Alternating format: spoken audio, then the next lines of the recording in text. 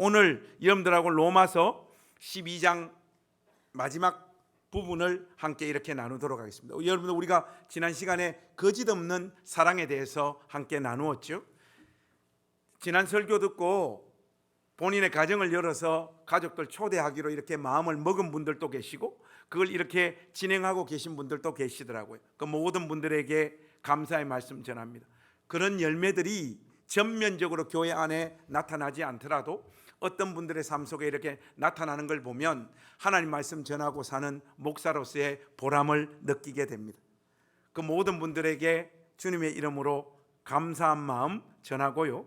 지난 본문이 형제 사랑에 대한, 그러니까 교회 가족들 간의 사랑을 이야기했다면, 오늘 본문은 주로 교회 밖에 있는 사람들이나 교회 안에 있지만 아직까지 예수 그리스도를 자신의 구주와 주님으로 믿지 않고 있는, 신앙의 고백이 분명하지 않는 사람들을 어떻게 대해야 될지 우리에게 말하고 있는 본문입니다. 그런데 바울이 여기에서 그리스도 밖에 있는 사람들과의 관계를 언급하는 데는 배경이 있습니다. 배경. 이게 제가 9장과 10장을 설교하면서 한번 여러분들에게 말씀을 드린 내용인데, 당시 로마에는 두 세력이 많은 힘을 소유하고 있었습니다. 그리스인들과 유대인들이죠. 황제였던 글라우디오는 통치 초기에는 유대인들에게 굉장히 관대했습니다. 그래서 그들에게 우호적인 정책을 펼쳤습니다. 이 두 세력이 잘 지내도록 황제가 이런 조치를 취했는데, 그러나 유독 유대인들이 갈등을 많이 일으키고 심지어 폭동을 일삼는 경우들이 참 많았습니다. 특별히 유대인들이 로마에 이제 막 생겨나기 시작한 기독교인들, 유대교 아니고 우리가 생각하는 기독교 신앙을 가진 기독교인들에게 많은 핍박을 가하기 시작했고, 그 핍박이 선을 넘기 시작했습니다. 그래서 자기가 통치하는 땅이 화평 가운데 유지되어지기를 원했던 글라우디오는 유대인 추방령을 내려요. 이 일로 2만 5천 명에 달하는 유대인들이 로마에서 추방당하게 됩니다. 이후 시간이 흘러가지고 글라우디오는 죽고 또 추방령이 해제되고 유대인들이 추방되어졌다가 다시 로마로 들어오게 됩니다. 그러자 여러분, 어떤 문제가 생겼을까요? 로마 교회 안에 문제가 생기고 혼란이 시작되어졌습니다. 돌아온 유대인들 중에는 초기에 이 로마 교회를 세웠던 유대인 신자들이 있었고, 또 교회를 핍박하던 유대교 신자들, 유대인들도 많았습니다. 주님의 몸된 교회 안에 유대인 신자들과 헬라인 신자들 간에 갈등이 생겨날 수밖에 없었고, 예수 안 믿는 유대교 신자들과의 관계 또한 굉장히 악화일로로 치닫기 시작했습니다. 바울은 바로 이런 배경 가운데 본문 말씀을 우리에게 권하고 있습니다. 여러분, 이런 내용들을 좀 숙지하신 상황에서 14절과 15절 말씀 우리 한번 읽어봅시다. 그러면 이 말씀이 좀 더 생생하게 우리 마음 가운데 다가올 거예요. 여러분들 14절 15절 같이 읽겠습니다. 시작. 너희를 박해하는 자를 축복하라. 축복하고 저주하지 말라. 즐거워하는 자들과 함께 즐거워하고 우는 자들과 함께 울라. 자, 여러분, 이런 말씀을 접하면 막막하거나 내용 자체, 권면 자체가 굉장히 숨이 막히는 내용이지 않습니까? 우리의 신앙과 우리의 인격으로 감당하기 어려운 내용들이잖아요. 솔직히 우리 수준에는 우리의 생물학적인 가족들도 참고 견디기 힘든 날도 많은데, 어떻게 우리가 우리를 박해하는 자들을 향하여 축복하고 저주하지 말라, 이 삶을 우리 삶 가운데 열매 맺을 수 있겠습니까? 과연 이런 권면이 신자들의 삶에 실현 가능성이나 있겠습니까? 그러나 여러분, 이 말씀을 여러분들이 윤리적인 권고로 자꾸 받아들이기 때문에 이런 부담스러운 감정이 여러분들 마음 가운데 형성되어지는 거예요. 그런 차원이 아닙니다. 여기에는 그것보다 훨씬 더 큰 하나님의 뜻과 의도가 담겨 있습니다. 하나님께서 박해하는 원수들과 당하는 우리 신자들의 삶을 하나로 묶어서 무언가를 이루어내시겠다, 그 선언을 하고 있는 말씀이에요. 무슨 말이냐? 이 말씀은 신자들이요, 자신의 배역과 역할에 충실하라, 그 말씀을 하나님께서 우리에게 하고 있습니다. 여러분 크게 보십시오. 하나님은 작가이십니다. 우리가 생각하는 것보다 하나님은 더 큰 스토리를 빚어가고 계시는 작가시라는 것을 여러분 잊지 마시길 바라요. 배우는 작가가 써놓은 그 역할을 잘 감당해야 되는 존재입니다. 그것이 좋은 배우의 역할이에요. 내가 좋아 보이거나 잘하는 연기, 내가 하고 싶은 연기를 해버리면 배우는 안 됩니다. 그러면 드라마는 망해요. 여러분들 우리나라에서도 제법 연기를 잘한다는 사람들 이렇게 쭉 보면 사실은 뭐 저의 취향인지는 몰라도 우리 남자 배우들 중에는 인격은 좀 악당인 것 같은데 이병헌이가 연기를 잘하는 것 같아요. 캐릭터가 바뀌면 바뀔 때마다 그 캐릭터에 몰입해가지고 그 인물을 잘 담아내는 것 같아요. 근데 뭐 송강호나 황정민이나 이런 사람들 보면 어떤 역을 맡아도 옛날에 그 사람이야. 특히 송강호가 좀 그런 것 같아요. 뭐만 해도 그러와 뭐 다 이런 논조잖아요. 어떤 역, 변호사를 맡아도 깡패를 맡아도 신부 역할을 맡아도 늘 그러와 그냥 이런 분위기가 나와요. 그러면 안 됩니다. 배역이 주어졌을 때 그때 맞는 역할을 잘 감당하는 사람들이 좋은 배우입니다. 하나님께서 원수들과 우리 사이에 두신 우리의 배역이 무엇인지 우리가 기억해야 됩니다. 그게 뭐냐? 당하는 역할이에요, 여러분. 얻어맞는 배역입니다. 거기다가 원수가 즐거워하면 함께 즐거워하고 그들이 울면 함께 우는 배역을 맡은 사람들이 저와 여러분입니다. 그들을 향해 고함을 지르거나 악을 지르는 것은 우리의 역할이 아닙니다. 이 말씀은 16절에 가서 한층 더 구체적인 내용으로 발전하고 있는데 여러분 16절 말씀 한번 보세요. 16절에 개역 개정 성경의 번역이 나쁘지는 않습니다. 그러나 새 번역이 훨씬 헬라어 원문을 잘 드러내고 있어요. 그래서 제가 새 번역으로 한번 읽어드리겠습니다. 여러분들은 16절을 개역 개정 성경으로 한번 보시고 따라오시면 좋겠습니다. 서로 한 마음이 되고 교만한 마음을 품지 말고 비천한 사람들과 함께 사귀고 스스로 지혜 있는 채 하지 마십시오. 이게 원문에 훨씬 가까운 번역이에요. 서로 한 마음이 되라는 말씀은 무슨 말씀인가 하면 겸손하라는 거예요. 여러분 지금 옆에 앉아있는 사람들 얼굴 한번 보십시오. 그 사람하고 한 마음 될 수 있겠습니까? 부부도 한 마음 되는 게 쉽지 않잖아요. 근데 교회에서 만난 사람들하고 한 마음 되는 게 쉽겠습니까? 목사님, 저는 그래도 우리 권사님, 우리 집사님 참 좋고 한 마음 될 수 있을 것 같아요 하는 분들 있죠. 그거는 아직까지 그 인간의 실체를 여러분들이 맛보지 않아서 그래요. 그 사람이 진짜 지랄 떠는 모습을 한번 보면요, 좋았던 감정도 어느 순간에 싹 사라지고 마는 것이 인간이에요. 그래서 이렇게 한마음 되라고 하는 것은 다른 말로 이 말씀을 번역하면 겸손하라는 말씀. 결국 다음에 나오는 교만한 마음을 품지 말라는 말과 같은 말이에요.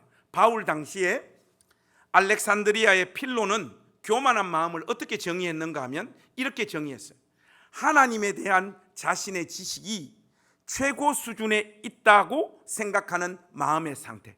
그러니까 자기가 하나님을 가장 잘 이해하고 있고 잘 믿고 있다라고 하는 의식이 있을 때 우리도 모르는 사이에 교만해지는. 그래서 여러분 우리가 실질적으로 교회 안에서도 신앙 경험을 보면 신앙생활에 열심히 없는 사람들이 교만한 적 봤습니까? 그 사람들은 겸손해. 오히려 교회 안에서 제일 겸손한 사람들이 새벽기도 열심히 나오면 금요일 날 나오시는 분들, 수요일 날 한 번도 안 빠지시는 분들, 교회 일 열심히 하는 분들이 그런 신앙생활에 열심히 자기의 존재 자체도 인격 자체도 잘 빚어내서 신앙의 어떤 경지 위에 섰다라고 하는 자의식들이 어느 순간 딱 생기게 된다. 그러면 어떤 일을 하게 되는가 하면 사람들을 자꾸 교정하고 바꾸려고 하고 자기 방식대로 그 사람을 움직이게 하려고 합니다. 이렇게 될 때는 절대로 그 당사자와 한마음 될 수 없는 거예요. 그러니까 비록 기독교가 바른 진리를 담보하고 있다고 하더라도 또 우리가 굳게 이 기독교 신학 안에 천착하고 있다고 하더라도 그것을 가지고 유대교를 믿고 따르는 사람들과 싸우면서 자기가 하나님을 정통의 길로 바르게 믿고 있다라고 증명하려는 그 교만한 자리에 빠지지 말라는 거예요. 이때 당시의 문화적인 배경을 보면 바울은 지금 당시 로마 교회의 성도들이 가졌던 속마음을 정확하게 꼬집고 있습니다.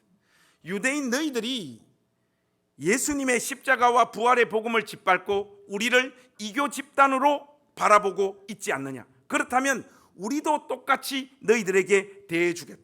유대인 너희들이 예수님을 죽였다. 너희들이야말로 어리석은 자들이라 하는 이런 우월감이 그들 안에 도사리고 있었던 거예요. 기독교 신자들 마음 안에. 이것을 내려놓아라는 말씀입니다. 여러분, 이런 식의 일들이 형태와 형식만 바꾸어서 오고 오는 세대에 신자들의 삶에 항상 그 신앙의 도전과 과제로 놓여집니다. 여러분, 지금 우리 한국 사회 한번 보십시오. 보수 진보가 쫙 나눠져 버렸고 주님의 몸된 교회 안에도 이 정치적인 이념 때문에 반쪽짜리가 나버렸어요. 민주당 성향을 가지고 있는, 나는 다음 대선에 이재명을 찍겠다라고 하는 사람들은 윤 대통령을 옹호하는 사람들을 거의 바보 등신으로 생각하잖아요. 마찬가지입니다. 윤 대통령을 옹호하고 지지하는 사람들은 민주당이나 이재명을 지지하는 사람들을 거의 혐오하고 나라를 공산화시키는데 앞장서고 있다라고 생각을 해요. 여러분, 이런 식의 생각이 그리스도를 자신의 주로 고백하지 않는 세상 사람들 안에는 나타날 수 있어요. 문제는 뭐냐? 이런 일들이 교회 안에도 똑같이 있다는, 목회자들이 이런 분위기를 부추깁니다. 여러분, 사실 사람 안에는 보수적인 요소도 있고 진보적인 요소도 있는 거죠. 우리 안에 우파적 속성도 있고 좌파적 속성도 있는 거죠. 주님의 몸된 교회가 가난한 사람들 돕자 했을 때 그럼 우리가 안 도와야 됩니까? 열심을 다해서 그들 곁에 있어서 하나님 형상대로 깨어진, 하나님 형상대로 지음받은 그들이 인간의 존엄이 깨어졌을 때 그들의 삶을 돕고 이렇게 세워서 정상적인 인간으로 살 수 있도록 우리는 물질을 흘려보내야 되고, 그들이 허튼 소리, 어리석은 소리, 안 되는 이야기를 하더라도 우리는 끊임없이 그들을 품어야 됩니다. 이런 가치들은 좌파적 속성이라고. 동시에 성적인 어떤 이슈가 떨어졌어요. 주님의 몸된 교회가 성적인 어떤 이슈에 있어서는 가정의 본질을 지키고 우리가 보수적인 입장에 설 수밖에 없는 거예요. 우리 안에 복음이라는 것이 어떤 상황에서는 이런 자리에, 어떤 상황에서는 이런 자리에 우리를 세워놓는 건데, 자기가 가지고 있는 어떤 정치적인 입장, 이념, 이런 것들을 가지고 자기 정치적인 의견에 동의하지 않는 사람들을 우리가 얼마나 혐오합니까? 제가 그래서 세계적인 명저 본질이 이긴다, 그 책에서 어떤 말을 썼습니까? 사랑이 허다한 죄를 덮는다고 했는데, 제가 그 책에서 정치적인 이념이 허다한 죄를 덮는다는, 정치적인 이념이 같으면 우리 편이면 이 사람이 어떤 짓을 했든 무조건 옹호하고 그것을 덮습니다. 여러분, 이것은 하나님이 기뻐하시는 공의와 정의가 아니에요. 사랑하는 우리 나전당교회 가족 여러분, 여러분하고 같은 생각, 같은 이념을 가지고 있지 않는 자들을 축복하십시오. 그런 의미에서 우리 연습 한번 해보겠습니다. 우리 옆에 앉아있는 우리 나전당교회, 나는 네가 누구를 지지하더라도 나는 너를 사랑한다. 그렇게 여러분, 말도 안 되는 이야기 우리 일단 한마디씩 한번 하고 우리가 이어가십시다. 시작.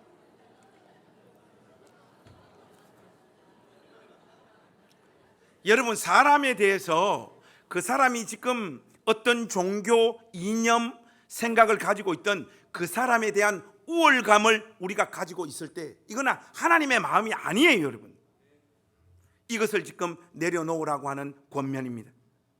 또한 바울은 여기서 멈추지 않고 더 나아가 낮은 사람들과 사귀라 이렇게 말하고 있습니다. 여기서 말하는 낮은 사람 또는 세번역의 표현대로 하자면 비천한 사람. 여러분, 이 낮은 사람, 비천한 사람이 누구일까요? 문맥상 당연히 그들의 원수들이었던 유대인들을 말하는 거죠. 예수 믿는 신자들아, 바로 이런 유대인들과 사귀라고 말하고 있습니다. 그런데 이들이 왜 비천합니까? 설교 서두에 여러분들에게 말씀드렸다시피 로마를 떠났다가 이제 막 로마로 돌아와서 먹고 살기가 막막한 상황에 처한 유대인들이 많았기 때문에 이 표현이 지금 사용되어지고 있는 거예요.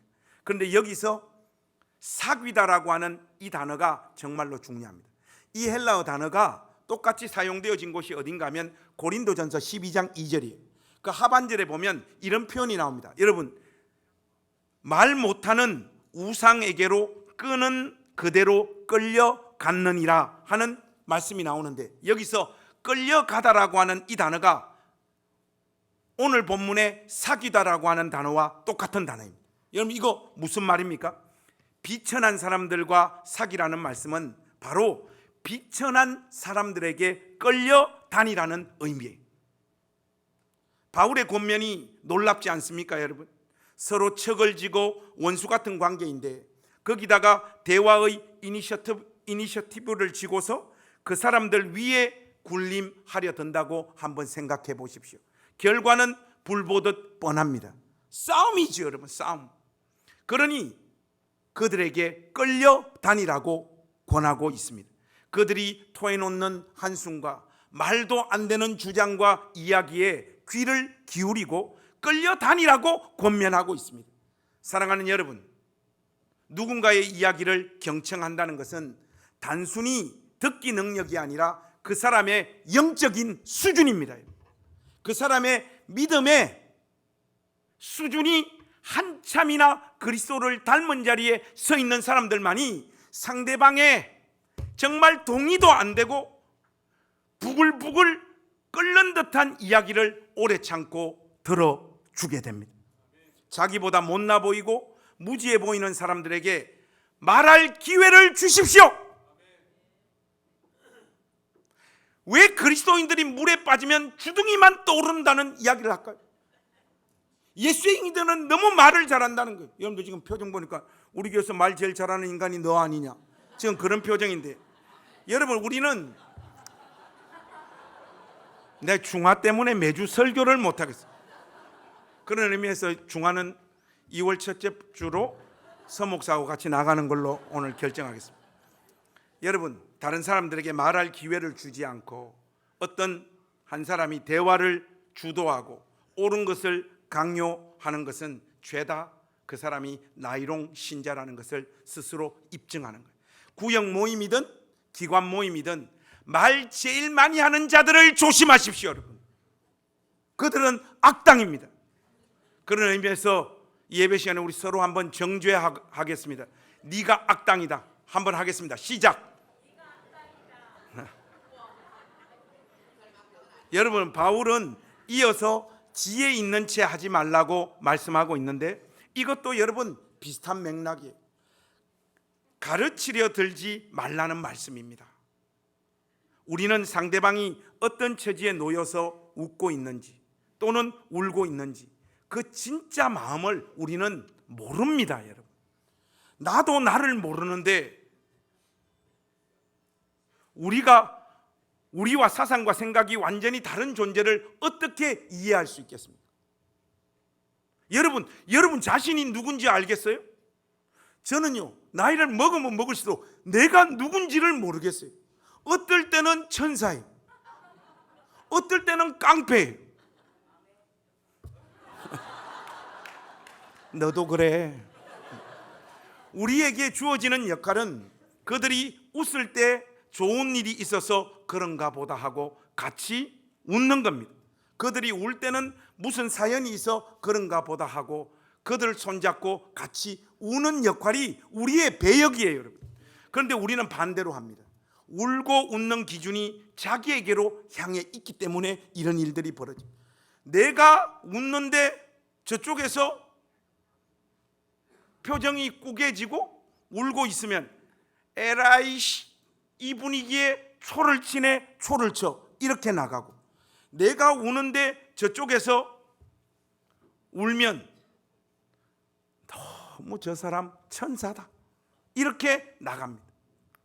이렇게 사는 존재들이 바로 저와 여러분이. 사도는 하물며 원수 같은 자를 대할 때도 그래서는 안 된다라고 권면하고 있습니다. 17절에서 27 말씀에서 바울은 한 발 더 나갑니다. 너희들에게 악을 행하는 자, 로마 교회를 핍박하고 힘들게 했던 유대인들이라고 할지라도 그들이 했던 방식 그대로 그들에게 갚으려 해서는 안 된다라고 말하고 있습니다. 그리고 사도는 19절에서 원수 갚음의 문제를 하나님의 진노하심에 맡기라고 권고를 이어갑니다. 사랑하는 우리 낮은당교회 가족 여러분, 우리는 적이라고 간주하는 사람이나 집단이 있으면 어떻게 대합니까? 일단은 말로 그들을 가루로 만들어버려요. 그리고 최대한 자기가 구체적으로 할 수 있는 방법으로 그 원수를 처단합니다. 제가 비교적 어린 시절부터 교회에서 신앙생활을 했기 때문에 얼마나 이 교회 안의 문화가 건강하지 못한지 너무나 잘 알아요. 한번 자기 마음에 미운 사람, 한번 자기 마음에 어떤 마음에 들지 않는 행동이나 말을 한 사람들을 용서하는 경우를 본 적이 없고, 그러한 존재가 마음에 한 명 당기면 끊임없이 차를 마시고 밥을 먹고 전화를 돌려서 그 한 인생을 완전 가루로 만들어버려요. 이런 속성들이 남전도회가 더 강하냐 여전도회가 더 강하냐? 여전도회가 더 강하죠. 사랑하는 여러분, 당장 멈추십시오. 이게 우리의 본성인 것 같아요. 본성. 바울은 우리의 이러한 본성에 타격을 가하며 잠언의 말씀을 인용하여 자기의 말을 권하고 있는데, 원수를 향해 우리가 어떻게 행해야 하는지를 구체적으로 말하고 있습니다. 잠언 25장 21절에서 22절에 이렇게 나와 있어요. 내 원수가 배고파 하거든 음식을 먹이고 목말라 하거든 물을 마시게 하라. 그리하는 것은 핀 숯을 그의 머리에 놓는 것과 일반이요 여호와께서 내게 갚아 주시리라. 여러분, 우리 손으로 복수를 했을 때 시원하게 문제가 해결된다라고 생각을 하지만 사실은 그렇지 않습니다. 복수는 복수를 부르고 끝없는 죄의 연결고리를 만들 뿐입니다. 여러분, 이런 현상들이 제일 노골적으로 나타나는 것이 정치판이잖아요. 소위 진보 진영에 속해 있는 사람들의 마음에는 어떤 한이 있느냐? 우리 노무현 대통령 너희들이 검사들이 불법 수사해가지고 죄가 그렇게 크지도 않은 분 그렇게 강압 수사로 모멸감을 줘서 결국은 자살하도록 만들었지 않느냐 하는 이 한이 박혀 있습니다. 그래서 그들은 문재인 대통령을 당선시켜가지고 저쪽 진영을 싹 쓸어버리려고 했던 마음을 가지고 있습니다. 동시에 보수 진영은 박근혜 대통령에 대한 한을 다 가지고 있습니다. 그 한을 지금 윤 대통령을 통하여 풀고 싶은 거예요. 그리스도가 없는 세상 한번 보십시오. 이게 여러분 멈추어질 것 같습니까? 다음 정권에 누가 대통령이 되었든 아마 이 문제를 그들은 자기들의 어떤 정치적인 입장, 정치적인 시스템으로 풀어보려고 하겠지만 풀 수가 없습니다. 복수는 또 복수를 부르고 끝없는 죄의 연결고리를 만들 뿐입니다. 그런데 여러분, 이 복수가 왜 위험한가 하면 복수의 칼날은 먼저 자기 자신을 가르고 난 다음에 그 칼이 상대방을 찌르는 거예요. 자기도 모르게 복수를 했을 때 시원한 마음이 있을지 모르지만 사실은 자기가 그 칼에 베어서 영원히 상처를 입게 되어진다 이 말이에요. 그러므로 복수에 있어서 가장 큰 영혼의 타격을 입는 사람은 복수하는 당사자입니다. 그래서 바울 사도와 구약 성경이 주는 지침이 바로 하나님의 진노에 맡기라는 거예요. 사랑하는 여러분, 하나님은 공의롭고 정의로운 분이십니다. 하나님은 실수하지 않습니다. 누가 악당이고 누가 진실한 자인지 하나님은 다 아십니다. 이 사실을 믿는 자만이 원수를 향한 칼을 내려놓을 수 있는 거예요. 깨놓고 말해 하나님을 향한 믿음이 없기 때문에 자기의 지혜와 판단에 근거한 복수를 자꾸 감행하려고 해요. 한번 보십시오, 여러분. 역사상 복수를 감행해서 행복해진 사람과 단체와 나라와 인생이 있습니까? 없습니다. 순간의 시원함이 있을 뿐이에요. 여러분, 순간의 시원함을 가지고 싶으면 제가 여러분들에게 주의 이름으로 권합니다. 차라리 맨솔레담 파스를 바르십시오. 복수해서 우리의 영혼이 시원해지지 않습니다, 여러분. 그럼 우리 신자들은 무엇을 해야 됩니까? 이어지는 말씀을 보십시오. 원수가 배고파하고 목이 마르면 그들을 먹이고 목을 죽여주라고 말하고 있습니다. 어려워 보이십시오. 오해하지 마십시오. 우리를 사랑하는 사람을 사랑하고 기뻐하는 그런 애틋한 감정을 원수를 향하여 품으라는 말씀이 아니에요. 이거는 하나님께서 우리에게 요구하시는 감정이 아니에요. 결코 그렇지 않습니다. 그저 아무리 그렇다 할지라도 그저 원수의 필요는 채워주라는 말씀입니다. 그 일이 바로 상대방의 머리에 핀 숯을 올려놓는 일이라는 거예요. 고대에는 집에서 피우던 화로에 불이 꺼지면 이웃에게 불을 빌리러 가는 풍습이 있었습니다. 이때 머리에 이고 간 화로에 숯을 이웃이 얹어줍니다. 이웃 간에 오고 가는 정이죠. 그런 의미에서 지난주도 그 전치사 영어 강의 한번 했는데 오늘 또 여러분들에게 영어 하나 제가 가르쳐 드리겠습니다. 여러분 정이 영어로 뭔 줄 알아요? 이거 영어를 좀 잘하는 사람도 정이 영어로 뭐냐 한번 표현해 보라면 잘 못해. warm, hot 뭐 이러고 있어. 아닙니다, 여러분. 정은 영어로 초코파이. 초코파이입니다. 그러니까 이웃에게 선을 베푸는 것처럼 원수에게도 동일한 필요가 있다면 역시 그들에게 초코파이를 주라는 말씀입니다. 모든 사람 앞에서 선을 도모하라는 거예요. 그렇게 할 때 하나님께서 갚아주신다는 거예요. 원수가 너희한테 행한 악을 하나님께서는 결코 좌시하지 않으시겠다고 약속하시는 말씀이에요. 심판하십니다, 하나님은. 이 말씀을 듣다 보니 우리가 익히 잘 알고 있는 구약의 한 사건이 떠오릅니다. 여러분, 다윗과 사울의 이야기, 교회 생활 조금만 열심히 하신 분들은 누구나 다 알잖아요. 몇 번이나 사울을 죽일 수 있는 기회가 있었던 다윗은 그렇게 하지 않습니다. 그렇게 자기에게 주어진 사울의 목숨을 빼앗아 올 수 있는 기회를 스스로 포기해버린 이 다윗을 향하여 마침내 사울이 어떤 고백을 토해 놓습니까? 사무엘상 24장에 보면 다윗이 사울에게 이같이 말하기를 마침에 사울이 이르되 내 아들 다윗아 이것이 네 목소리냐 하고 소리를 높여 울며 다윗에게 이르되 나는 너를 학대하되 너는 나를 선대하니 너는 나보다 의롭도다. 네가 나 선대한 것을 오늘 나타냈나니 여호와께서 나를 너의 손에 넘기셨으나 네가 나를 죽이지 아니하였도다. 사람이 그의 원수를 만나면 그를 평안히 가게 하겠느냐? 네가 오늘 내게 행한 일로 말미암아 여호와께서 너에게 선으로 갚으시기를 원하노라. 보라, 나는 네가 반드시 왕이 될 것을 알고 이스라엘 나라가 네 손에 견고히 설 것을 아노니. 여러분, 원수가 항복하는 모습이에요. 울면서 이 고백을 토해놓지 않습니까?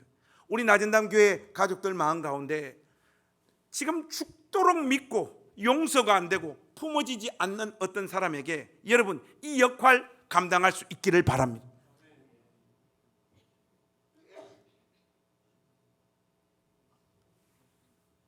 나라 상황이 이렇다 보니 이 상황에 여러분들 향하여 목사로서 권면할 수 있는 굉장히 의미 있는 말씀이라고 생각해요. 자, 여러분의 정치적인 입장이 뭡니까? 보수입니까? 진보입니까? 여러분 한번 생각해 보세요. 누가 와서 보수의 옳음과 정당함을 이야기할 때 여러분들이 진보 진영에서 있다라고 할 때 그 사람 이야기가 들리겠습니까, 여러분? 들려요? 그 사람이 아무리 논리적이고 정확한 이야기를 한다고 들리겠냐고요. 여러분들이 진보적인 어떤 입장에 서 있는 분들이 이 지금 계엄과 탄핵 사태와 관련해 가지고 여러분들이 가지고 있는 어떤 논리와 주장들을 아무리 설득력 있게 이야기한다고 보수적인 정치 입장을 가지고 있는 사람이 내가 잘못 생각했다, 내 생각 이제부터 바꿀게, 이렇게 하겠습니까? 제가 여러분들에게 상대방의 입장을 바꿀 수 있는 팁을 알려드리겠습니다. 지금부터 잘 들으십시오. 오래 참는 사람이 되십시오. 그리고 여러분의 인격으로 긴 시간 가운데 하나님을 믿는 사람의 아름다움을 상대방에게 보여주십시오. 그거 아니면요, 여러분이 옳다라고 생각하는 그 정치적인 어떤 이념으로 어떤 사람을 절대로 전도할 수 없습니다. 제가 볼 때는요, 이게 거의 전도입니다. 전도. 세계관의 충돌이잖아요. 종교가 세계관의 충돌이듯이 이념 또한 세계관의 충돌입니다. 그때 화를 내고 정당함을 설파하고 목소리를 높인다 할지라도 그 사람은 절대로 자기의 입장을 포기하지 않아요. 긴 시간 동안 여러분이 옳다고 생각하는 그 보수, 여러분이 생각하고 있는 그 진보적인 입장에 서서 아름답고 영광스럽고 후히 베풀고 원수까지 품어내는 그 아름다운 그리스도의 사람으로 서십시오. 그때 여러분의 모습에 그 긴 세월 동안 그 사람이 가지고 있는 세계관이 녹아내리실 거예요. 그 전에는 원수의 생각, 나와 반대되는 입장에 있는 사람들의 생각이 바뀌어지지 않습니다. 저와 여러분의 삶에 하나님께서 은혜와 복을 주시되 원수가 우리에게 항복하는 역사가 만들어지는, 쉽게 말해서 사울이 오늘 울며 불며 항복하며 원수였던 다윗을 축복하는 이 역사가 나타나기를 우리 주님의 이름으로 축복합니다. 특별히 목회하면서 이렇게 상담을 하다 보면 자매님들의 상처가 형제님들의 상처보다 좀 더 많은 것 같아요. 형제님들은 표현을 잘 안 해서 그런데 사랑하는 우리 교회 권사님, 특별히 여자 집사님들, 오랫동안 남편을 견디시고 참아내셔서 결국은 여러분 생의 어느 날 남편이 무릎 꿇고 미안하다 하는 이 고백 받아내시는 우리 권사님들, 집사님들 되기를 주님의 이름으로 부탁합니다. 저 지금 아멘 하시는 분은 독이 받친 거예요.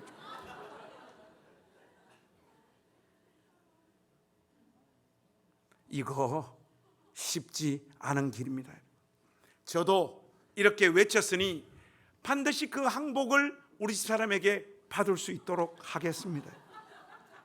여러분 왜 그런 표정 지으십니까?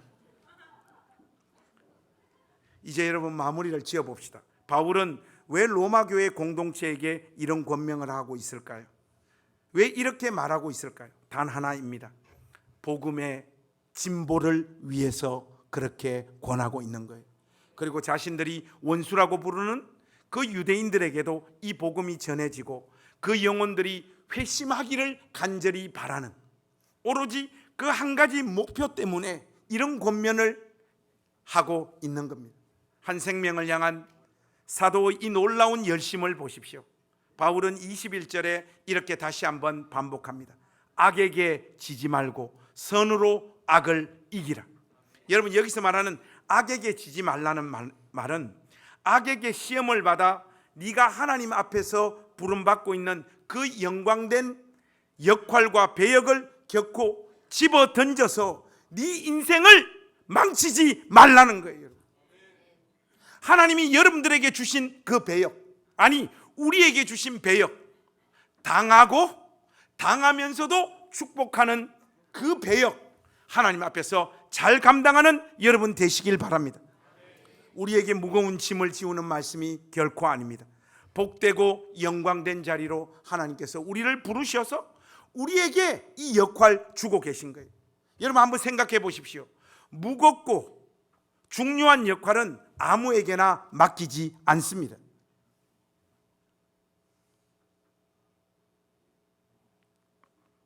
우리 인생에 어떤 종류의 원수를 만나든 간에 그렇게 우리의 감정을 마음대로 표현하는 것으로 너희의 복되고 영광된 배역을 제발 놓치지 말라고 권면하고 있는 하나님의 이 간절한 강고에 권면에 귀를 기울이십시오. 그래서 우리 나진당 교회 가족 여러분, 주님의 이름으로 오늘 말씀에 근거해서 한 번 더 여러분들에게 권합니다. 비천한 자리에 서십시오. 우리는 얼마나 나도 모르는 사이에 못나 보이고 내 마음에 스크래치를 안긴 어떤 사람들에게 고자세를 취하고 사는지 몰라요. 틈만 나면 화를 내고 이간질하고 이런 일들을 주님의 몸된 교회 안에서 우리는 멈추지 않습니다.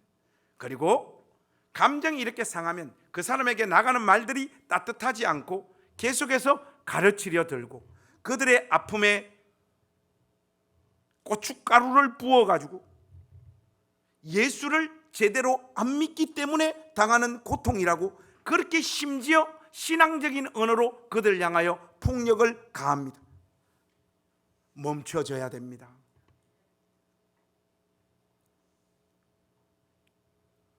이런 자세는 결코 그리스도의 사랑을 아는 신자의 모습이 아닙니다. 여러분, 교회 안에서도 마찬가지예요. 교회 안에도 아직 예수님을 잘 모르는 사람들이 있습니다. 또한 교회라는 공동체에 아직 적응하지 못한 사람들이 있음에도 우리에게는 낮은 자리에 처하는 태도가 별로 없어요. 여러분, 교회의 주인이 누구입니까? 우리는 다 예수님이라고 하는 스테레오타입의 답을 가지고 있습니다. 이건 말짱 다 거짓말이에요. 교회의 주인은 보통은 목사입니다. 그리고 오랫동안 교회 생활하고 헌금과 봉사 제법 많이 하는 사람들, 그리고 목사님하고 친한 교회 중직자들이 실질적으로 교회의 주인이잖아요. 그런 사람들이 교회 안에 모든 의사결정과 관련한 이니셔티브를 다 쥐고 있습니다. 이 모든 것들 다 내려놓으십시오.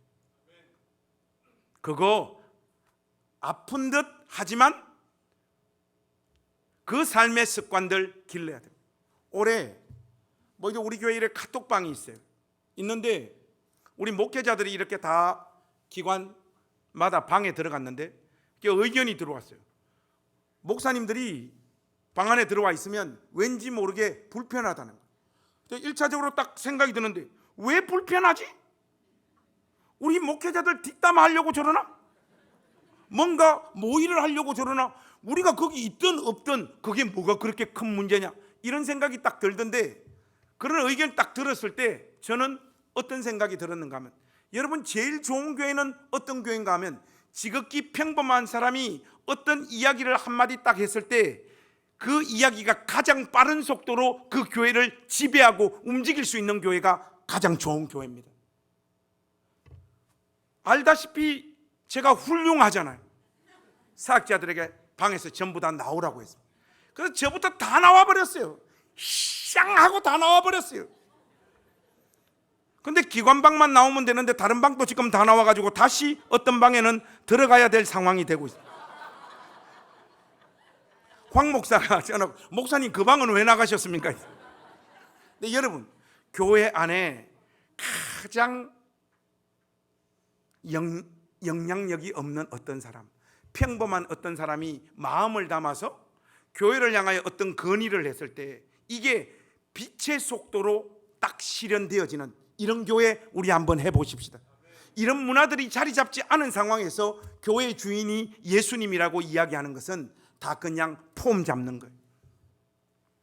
사랑하는 우리 나전당교회 가족 여러분, 이런 모든 것들 모두 우리 내려놓으십시다. 손에 쥐고 있는 권한을 우리 더 내려놓으십시다. 저도 여기서 목회하는 동안 일반적으로 목사에게 주어진 어떤 권한들 다 내려놓도록 하겠습니다. 그게 뭔지 여러분들이 여기서 신앙생활 하는 동안 불편해 보이는 거 있으면 말씀해 주십시오. 제가 다 내려놓고 더 큰 교회로 떠나겠습니다. 제발 여러분들에게 주님의 이름으로 권합니다. 비천한 자리로 가셔서 비천한 사람들에게 끌려다니는 믿음의 사람들이 되시기를 주님의 이름으로 부탁합니다. 제발 끌려다니세요. 여러분, 그 사람이 하는 말, 주제, 장소에 끌려다니시라고요. 여러분들 걸 자꾸 우기면 안 돼요. 여러분, 그곳에는 절대로 평화가 없습니다. 너무너무 중요한 말씀. 출근해 있으면 점심 되면 우리 사역자들끼리 밥을 먹어요. 오늘 뭐 먹을까? 뭐 먹자. 보통은 담임 목사가 이거 먹고 싶다면 목사님 가시지요 이래야 되는데, 우리 이 종족들은 어떻게 됐는지 개성이 충만해가지고 어떤 인간은 고기, 어떤 인간은 파스타, 어떤 인간은 국밥. 제가 먹고 싶은 걸 한 번도 저는 못 먹어봤어요. 저를 닮으십시오. 여러분, 끌려다녀야 됩니다. 끌려다녀야 돼요. 부목사에게 끌려다니는 담임 목사, 여러분, 이것보다 더 영광스러운 훈장이 어디 있습니까? 제가 인사권으로 언제든지 골로 보낼 수 있는 그들에게 끌려다니는 목사가 훌륭한 목사이듯이, 여러분들도 이렇게 봤을 때 교회 안에 낮고 가난하고 힘없고 헌금 한번 해볼 수도 없고 봉사할 시간도 낼 수 없는 어떤 가족들의 그 한숨과 외침에 제발 끌려다니는 장로님들 되시고 권사님들 되시고 집사님들 되어 주십시오. 왜 아멘이 작습니까? 여러분, 끌려다녀 주십시오. 발품도 팔고 시간도 물질도 그들을 향하여 낭비하십시오. 자기를 위해서만 사용하던 것들을 끌려다니며 탈탈 틀리는 우리 낮은담 교회 되기를 원합니다. 특별히 우리 교회는 텃세 없는 교회가 되도록 합시다. 다시 한번 말씀드립니다. 텃세 없는 교회 되어지기 원합니다. 여러분들 마음 가운데 이제 온 지도 얼마 안 됐으면서 저 사람은 왜 저렇게 말을 하고 행동을 하고 자꾸 뭘 하려고 하느냐. 여러분, 우리 중에 제일 오래된 인간 2년 됐습니다. 텃세 부리려면 10년은 다니고 하십시오. 여러분, 꼴랑 여러분들도 2년밖에 안 된 인간들이 무슨 텃세를 부려요. 여러분, 텃세는 저만 부리겠습니다. 여러분의 역할은 서로와 서로에게 끌려다니는 역할이라는 것을 잊지 마시길 바랍니다. 자, 우리 마무리하면서 옆에 있는 우리 가족들에게 인사하면서 오늘 이 메시지 마무리하겠습니다. 목사님, 저는 안 믿어요.